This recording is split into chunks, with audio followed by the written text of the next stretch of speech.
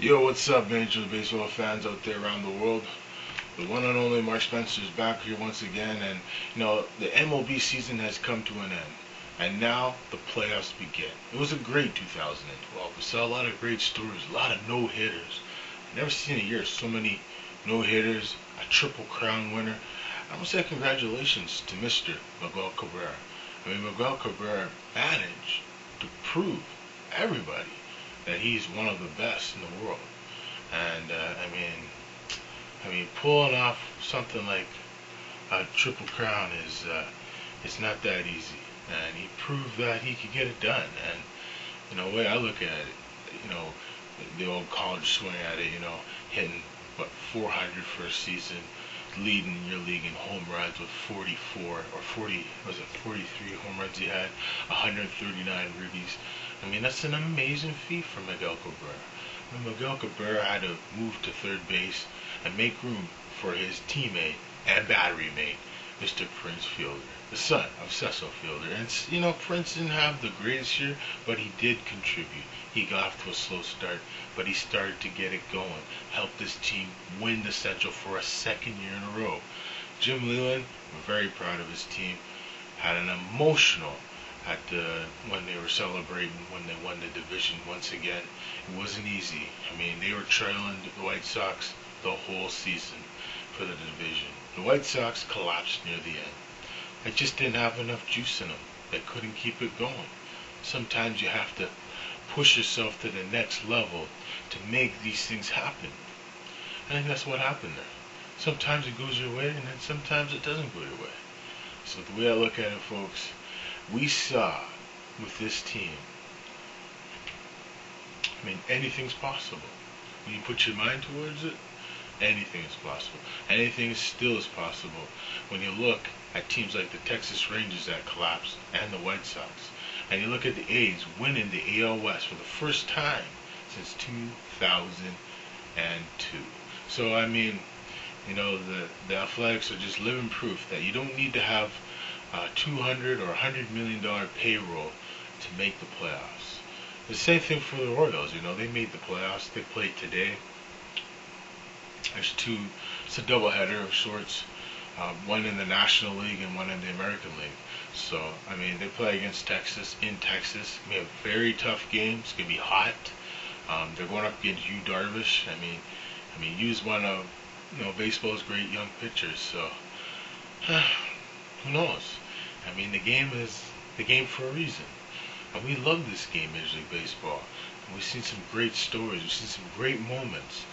Recently I found out that they signed 2 new big-time broadcasting deals with ESPN, TBS, and Fox for 8 years apiece. I think that's great for Major League Baseball. I would love to see them move to NBC, because NBC needs some sports, to go with their hockey and stuff. But hey, they went with ones they've been working pretty good for them. Some big-time, big-dollar deals. It's not like football where they got billions and billions and billions of dollars invested in, But hey, baseball is just starting to get back their fans, Till this day, they're still trying to get the fans back. After 1998, the sport kind of took a blow. Home runs were going down. There was a steroid controversy, big deal. It wasn't for Mark McGwire, Sammy Sosa, and Cal Ripken's streak.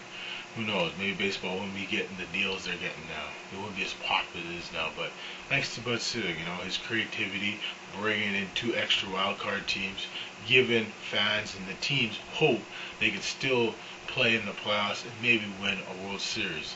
As every player over the years always wants a chance to win the World Series. When I look at the 2 games that are going to happen today, you look at the National League One with Chipper Jones in his last season. He had a terrific year, Chipper. He put up some huge numbers this year with the Braves. And, to see Chipper Jones in his final season, it could be his final playoff game, to play against the St. Louis Cardinals. This is going to be a tough game for the Braves, but they're home. I think the fans are going to be there. They're going to support the Braves. And I think they're going to beat the World Series champion St. Louis Cardinals. The Cardinals are going to go up with their ace, Wainwright. But I don't think it will be enough no Lance Berkman. I don't know if Matt Holliday and Carlos Beltran will be able to get past the great pitching of Medlin. I mean, Medlin has put together one of the great performances in 2012. He's been amazing, just like Mike Trout of the Los Angeles Angels of Anaheim. I mean, that's the rookie of the year as far as I'm concerned. He could have been MVP, but his team didn't make the playoffs, but it's okay. I mean, Miguel Cabrera is my MVP. He pulled off the Triple Crown. So, we'll leave it at that. But yeah, Trout had a good year. So did Chris Medlin. I mean, Chris Medlin, Gio Gonzalez went in, 20 plus games with Washington Nationals. These guys have really shown, I mean, everyone in Major League Baseball, even myself, that anything's possible if you're just given a chance. And with Medlin, he was given the opportunity to be part of that great Braves rotation. And he proved everybody that he could pitch. And he showed this season that he's one of baseball's great young stars in the future. A lot of people compare him to Greg Maddux, no doubt. I mean, he pitches like him a little bit, similar style, where they throw the pitch and everything. But Medlin just showed confidence. And when you're pitching in this game, it's 90% confidence, it's 90% mental. And that's the way it is. Most times, that's the way it is. It's all about confidence. It's all about your mental approach in the game. So remember that. It's a mental game, folks. It will always be mental. Remember that. Mental. Just believe in your ability, go up there and pitch a good game. And that's what Medlin's done this year. And he's coming up against St. Louis Cardinals, where they're going to be looking to hack and whack that baseball in the ballpark. But I think he'll pitch tough enough, and I think he'll get the run support from McCann and the Chipper Joneses and the Martin Prados and the rest of the gang, Jason Hayward. These guys are going to come through for him today. I think he's going to be a gem today on the mound. So I'm taking the Braves to beat the St. Louis Cardinals by maybe 3 or 4 runs. It's going to be a close game, but I think the Braves will take it home. As for Texas and Baltimore, I think Baltimore pull the upside up. I feel Mark Reynolds and the boys, Adam Jones, are going to somehow, some way, pull off an upset victory over the Texas Rangers, the team that's been to the World Series twice in the last 4 years. So, we'll see what happens. The game's not won on paper. You have to watch the game as we will see it. But I feel that when you look at these teams today, it's going to be very, very close. And the games that will start Monday are going to be interesting. Even Sunday. So when the division series do open up with the Yankees, the Reds, the Detroit Tigers, it's gonna be very, very interesting. So keep watching, folks. It should get interesting.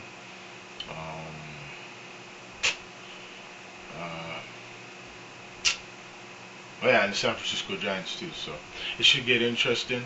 It's been an excellent year for Major League Baseball, 2012. Now the playoffs are here.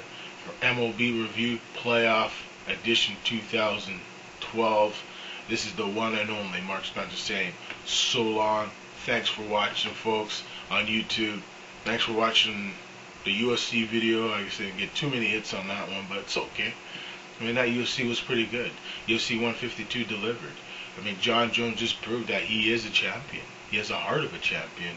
Even though all his critics, and even myself, criticize the way he does business, when it comes to business, he is show business. And people in Ontario, Toronto, at the Air Canada Center saw a great show.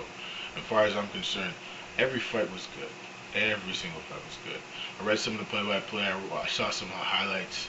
It was a great pay-per-view, a great show for the UFC. I think UFC's back. I mean, they got a big one coming up with GSP.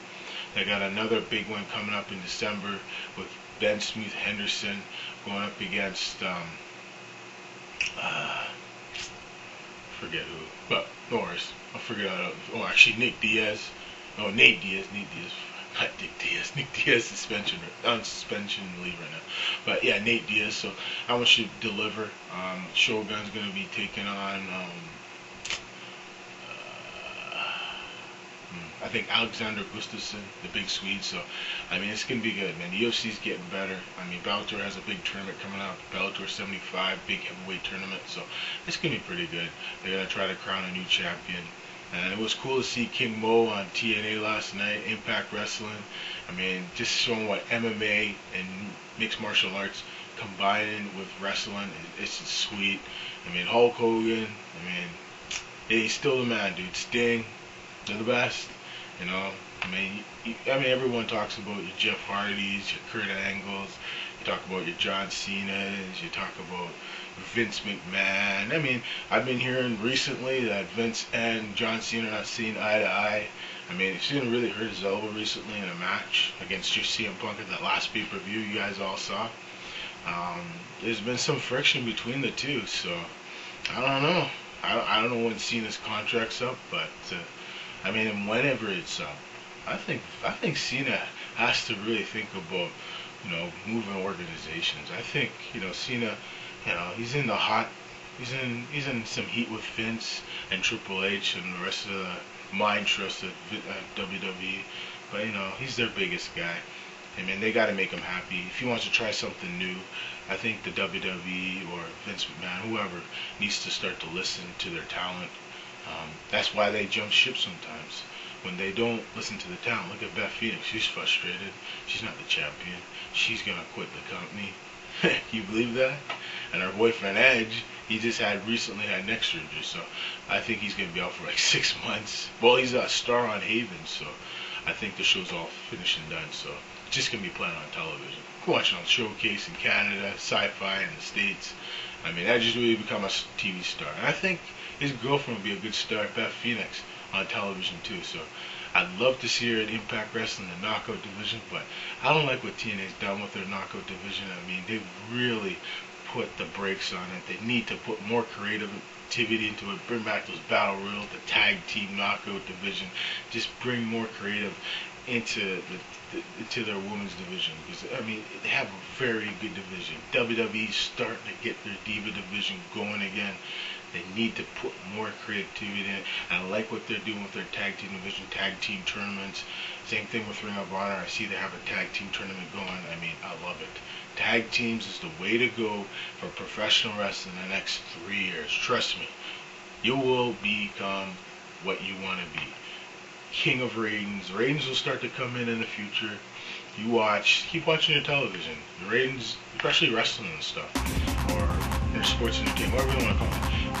I think in the next 3 years, they're going to be the top rated television shows on television in the future. I'm talking 10s and 12s once again. Because there's going to be some changes to your television soon. So, take care, folks. So long. My name is Mark Spencer. Peace. And MLB playoffs is begun.